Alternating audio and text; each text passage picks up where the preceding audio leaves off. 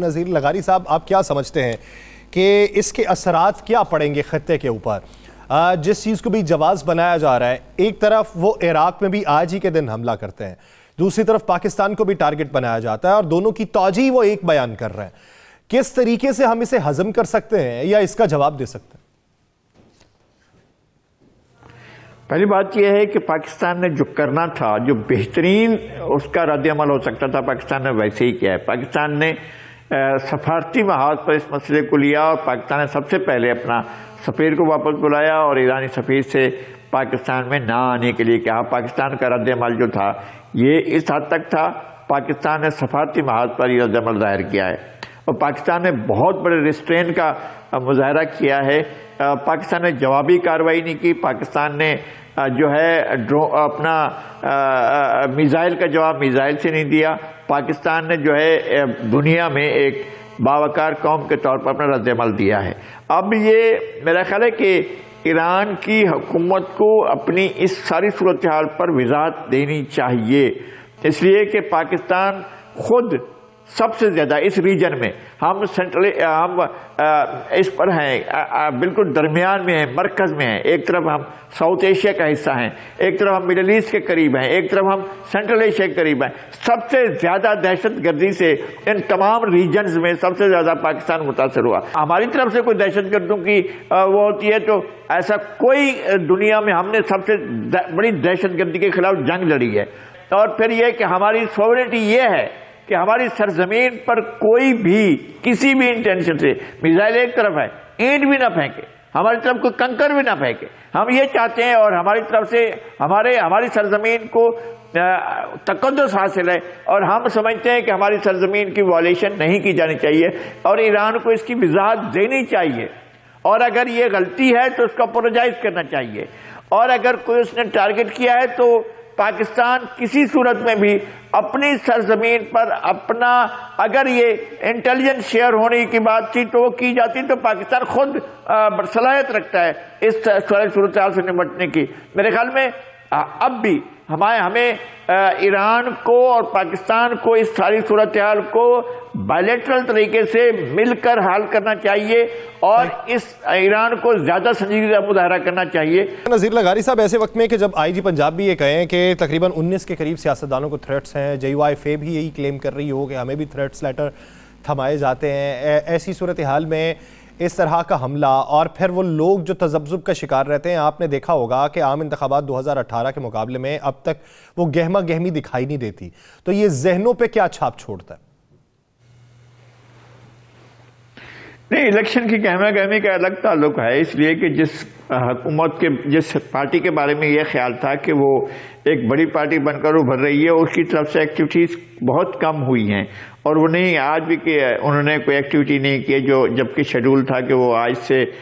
PMLN کے سربراہ activity کی طرف جائیں گے۔ جہاں تک IG پنجاب کا سوال ہے، یہ کیا جو انہوں نے بات کی یہ سمجھ سے بالاتر ہے۔ کیسے ہو سکتا ہے کہ ایک صوبے کے پولیس کے سربراہ جو ہیں وہ کہیں کہ جناب ان کے قریب لگ بھگ ان کے پاس جو 1 لاکھ کی نفری کا شارٹ فال ہے؟ یہ کون سی انہوں نے منطق کی ہے؟ کیا اس سے پہلے الیکشن نہیں ہوئے؟ کیا پہلی بار الیکشن ہو رہے ہیں؟ اس سے پہلے الیکشن ہوتے رہے ہیں، اس سے پچھلے لگاتار الیکشن ہو رہے ہیں، 2002 میں ہوئے، 2008 میں ہوئے، 2013 میں ہوئے، 2018 میں ہوئے اور 2024 میں اب ہو رہے ہیں۔ اس میں کوئی رکھنا نہیں پڑا، اس سے پہلے بھی الیکشن ہوتے رہے ہیں اور اس سے پہلے خراب حالات میں بھی الیکشن ہو رہے ہیں، بہت خراب حالات میں، ایسے وقت میں بھی ہوئے جب لگتا تھا کہ وہ ہمارے انتہائی اہم حساس ترین ادارے جو تھے زد پر تھے، ہمارے گریزنز پر اٹیک ہو رہے تھے، ہماری چھاونیوں پر اٹیک ہو رہے تھے اور ہمارے GH کے پر حملہ آور پہنچ گئے تھے۔ اس کے باوجود الیکشن کا جو ہے وہ ماحول ویسے رہا، الیکشن ہوا۔ اور لغاری صاحب، آپ کیا سمجھتے ہیں اس الیکشن میں جس پہ پہلے بہت سی باتیں ہو چکی ہیں، مختلف آپ سمتوں سے دیکھیں، پاکستان پیپلز پارٹی کو دیکھیں، وہ بھی الزامات کی سیاست کر رہی ہے، پاکستان تحریک انصاف وہ کہتی ہے کہ ہم سے تو فیلڈ ہی چھین لی گئی، اس الیکشن کے نتائج کس حد تک قبول کیے جائیں گے اور اس کے بعد کا منظرنامہ کیا دیکھتے ہیں؟ میں سمجھتا ہوں کہ الیکشن ہونا ضروری ہے اور نتائج قبول کیے جانے چاہیے، لیکن اس کے نتائج قبول کرنے کے لیے حالات بھی ہونے چاہیے۔ ایسا نہ ہو کہ جناب یہ جو لگ رہا ہے کہ آپ کے سسٹم جو ہے ایک ہی پارٹی پر توجہ کیے ہوئے ہے، یا ایک ہی پارٹی کی سرپرستی کر رہا ہے، یا ایک ہی پارٹی کو اپنا زیادہ دل سے قریب رکھ کر الیکشن کرا رہا ہے، تو یہ اگر تاثر قائم رہتا ہے تو پھر آپ شاید الیکشن کے نتائج بہتر آپ محسوس نہیں کر سکیں گے۔ لوگوں میں یہ احساس جانا چاہیے کہ آزادانہ الیکشن ہوئے، الیکشن میں مداخلت نہیں ہوئی ہے، اور جو پارٹی آؤٹ ہوئی ہے، مجھے افسوس ہے کہ پی ٹی آئی آؤٹ ہوئی ہے، لیکن پی ٹی آئی نے اپنے لیے حالات خود پیدا کیے ہوئے تھے، ایسا نہیں ہے کہ حالات کسی اور نے پیدا کیے۔ بھئی آپ کے 20 دن دیے گئے، آپ الیکشن کروائیں تو الیکشن ہو سکتا تھا۔ آپ بتاتے یہ ہماری ووٹر لسٹیں تھیں، یہ ہمارے صوبائی ووٹر لسٹیں تھیں، یہ ہمارا الیکٹورل کالج تھا، ہم نے اس طرح سے انتخاب کیا، وہ پورے کا پورا پروسیس بتا دیتے اور آپ اپنا جا کر لے آتے، اپنا نشان بھی لے آتے۔ اب عجیب صورتحال پیدا ہوئی ہے، یعنی جتنا غیر یقینی صورتحال پیدا ہوئی ہے یا عدم استحکام پیدا ہوا ہے، اس کی بڑی حد تک ذمہ داری جو ہے وہ پی ٹی آئی پر عائد ہوتی ہے۔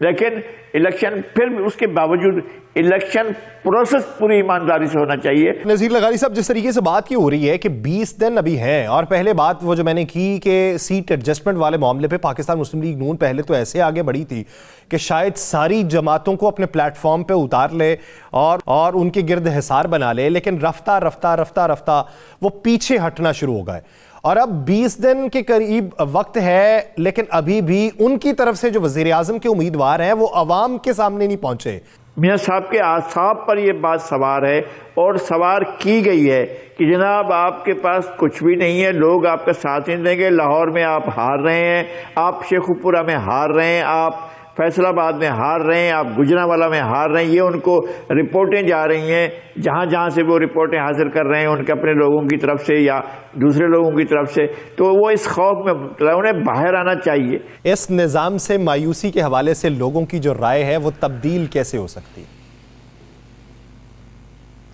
نہیں، جب نظام ڈیلیور کرے گا تو تبدیل ہوگی، یہ نظام ڈیلیور کرنے کے قابل ہی نہیں ہے۔ یہ سسٹم جو ہے، خرابی اسی سسٹم کے اندر ہے۔